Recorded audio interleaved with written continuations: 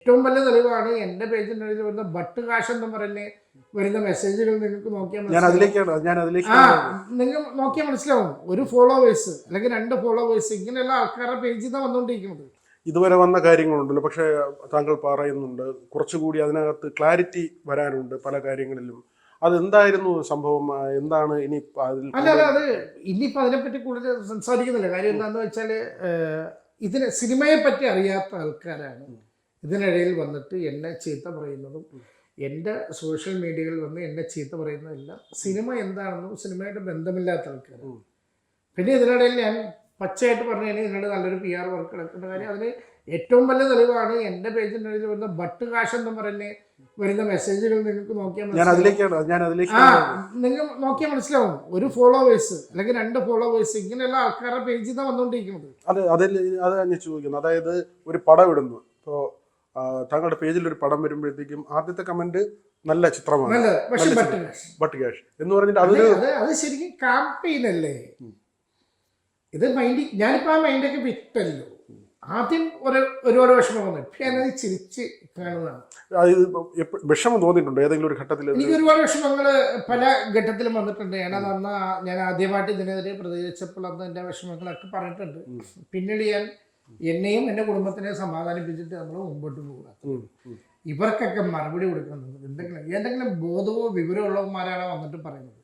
യാതൊരു ബന്ധമില്ലാത്ത ഇപ്പം സിനിമയുമായിട്ട് ബന്ധമില്ലാത്ത, അല്ലെങ്കിൽ ഇത് ഇങ്ങനെ ഒരു കാര്യം എന്താണെന്ന് മനസ്സിലാക്കാതെ ഇപ്പോഴും വന്ന് പറഞ്ഞിരിക്കുന്നത് 20 ലക്ഷം കൂടി 20 ലക്ഷം കൊടുക്കുന്ന പറഞ്ഞിരിക്കുന്നത്. ഞാൻ എത്ര മേടിച്ചു, എത്ര കൊടുക്കാനുണ്ടെന്ന് ഞാൻ കൃത്യമായിട്ട് ഞാൻ പറഞ്ഞിട്ടുണ്ട്. ഞാൻ എന്നാ പത്രസമ്മേളനത്തിൽ വ്യക്തമായിട്ട് പറഞ്ഞിട്ടുണ്ട്, അതിന് തെളിവ് കാണിച്ചിട്ടുണ്ട്. പക്ഷെ ഇപ്പോഴും വന്നുകൊണ്ടിരിക്കുന്ന കമന്റ് എന്താണ്? അപ്പൊ അത് മൈൻഡിക്കാണ്ടിരിക്കുക. ഹരീഷ് തന്നെ ആദ്യം തുടക്കത്തിൽ ഈ ഒരു തുക പറയുന്നത് ഇത്ര എമൗണ്ട് ഉണ്ട് എന്നുള്ള കാര്യം, അത് താങ്കൾ വാർത്താ സമ്മേളനം നടത്തി വളരെ ക്ലാരിറ്റി പറഞ്ഞതാണ്. പക്ഷെ എങ്കിലും ഒന്നുകൂടി ചോദിക്കുന്നു, അത് അങ്ങനെ ഒരു തുക ഉണ്ടോ? അത് ഇല്ല.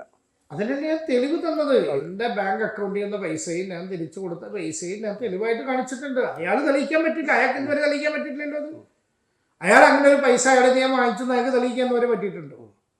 അതില്ല. അപ്പൊ പിന്നെ അതിനകത്ത് യാതൊരു ഇനിയിപ്പോൾ അതിനെപ്പറ്റി ചർച്ചയെ വേണ്ട. ഞാൻ എൻ്റെ നിയമപരമായിട്ട് ഞാൻ എൻ്റെ കാര്യങ്ങളുമായിട്ട് മുമ്പോട്ട് പോകുന്നുണ്ട്. ഞാൻ ചോദിക്കട്ടെ, ഞാൻ അത്രയും സൗഹൃദത്തിൽ ചെയ്യുന്ന വ്യക്തി, അയാൾക്ക് പൈസ കിട്ടാണെങ്കിൽ എന്നെ നേരിട്ട് വിളിച്ച് ചോദിക്കാതെ സോഷ്യൽ മീഡിയ വന്നിട്ടാണ് പറയുന്നത്.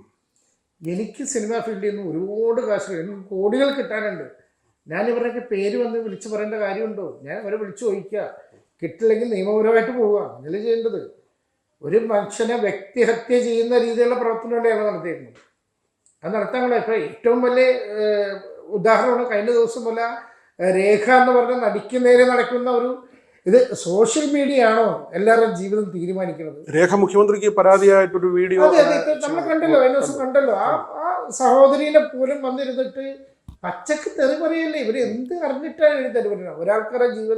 അവരുടെ ജീവിതം തിരഞ്ഞെടുക്കേണ്ട അവരുടെ ആഗ്രഹമല്ല, അവരുടെ ഉത്തരവാദിത്വമല്ല, അവരുടെ തീരുമാനമല്ലേ. അതിന് സോഷ്യൽ മീഡിയയാണ് അതൊക്കെ തീരുമാനിക്കുന്നത്. താങ്കൾ പറയുന്നതാണെങ്കിൽ ഒരു 76 സിനിമ ഹരീഷിന് ചെയ്തു കൊടുത്തെങ്കിൽ അതൊരു ചെറിയ എണ്ണമല്ല, ചെറിയൊരു സംഖ്യയല്ല. അപ്പോൾ വലിയൊരു സഹായം ഹരീഷിന് കിട്ടിയിട്ടുണ്ട്. പക്ഷെ അത് ഹരീഷ് തിരിച്ച് ഉണ്ടായ പ്രതികരണം, എന്നെ കൊണ്ട് ഉപകാരം മാത്രമേ ഉണ്ടായിട്ടില്ല, എന്നെ കൊണ്ട് ഉപദ്രവം ഉണ്ടായിട്ടില്ല. പക്ഷെ അദ്ദേഹം എന്തുകൊണ്ട് ഇത് വിളിച്ച് പറഞ്ഞു എന്ന് എനിക്ക് ഇപ്പോഴും മനസ്സിലായിട്ടില്ല. പുള്ളി അതിനെതിരെ ഇന്നുവരെ ഞാൻ വിളിച്ചിട്ട് ഫോൺ എടുക്കുകയോ അല്ലെങ്കിൽ എന്നെ ഇങ്ങോട്ട് വിളിക്കുകയോ ഒന്നും ഉണ്ടായിട്ടില്ല.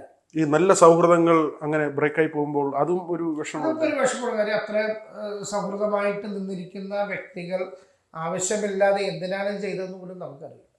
നമുക്ക് ഭയങ്കര വിഷമമുള്ള കാര്യങ്ങളൊക്കെ തന്നെ. ധർമ്മജൻ പറഞ്ഞത് ഹരീഷിനോട് പറഞ്ഞിരുന്നു, ഇത് ചർച്ച ചെയ്ത് അവസാനിപ്പിക്കാൻ പറ്റുന്ന ഒരു കാര്യമാണ്. പക്ഷെ പൊടുന്നനെയാണ് ഈ ഒരു പോസ്റ്റ് വരുന്നത്. ഒരുപക്ഷെ അദ്ദേഹം കുറച്ച് സാമ്പത്തിക ഞെരുക്കത്തിലായ സമയത്ത് പെട്ടെന്ന് അങ്ങനെ ഒരു പോസ്റ്റ് ഇട്ടതാവാം, അങ്ങനെ കരുതുന്നുണ്ടോ, അങ്ങനെ വിചാരിക്കുന്നുണ്ടോ? ഒരിക്കലും പുള്ളിക്ക് സാമ്പത്തിക ബുദ്ധിമുട്ടിട്ടല്ല. കാര്യം ഇൻഡസ്ട്രിയിൽ പച്ചയായിട്ട് പറയാൻ ഇൻഡസ്ട്രിയിലൊന്നും പുള്ളി ഇപ്പം ഇല്ല. അപ്പം ഇല്ലാതെ വരുമ്പോൾ ഏതൊരു വ്യക്തിയും പെട്ടെന്നൊന്ന് വീണ്ടും ഞാൻ ഇവിടേക്ക് ഉണ്ടായിരുന്നു എന്ന് ഇപ്പോഴത്തെ തലമുറയെ കാണിക്കാൻ വേണ്ടി പുള്ളി ചെയ്തതായിരിക്കുമെന്ന് ഞാൻ മനസ്സിലാക്കിയിരുന്നു. ഒരു തന്ത്രമായിട്ട് കരുതുന്നു. തീർച്ചയായിട്ടും അങ്ങനെയല്ല. കൂടുതൽ വാർത്തകൾക്ക് news 18 Keralam YouTube channel subscribe ചെയ്യുക.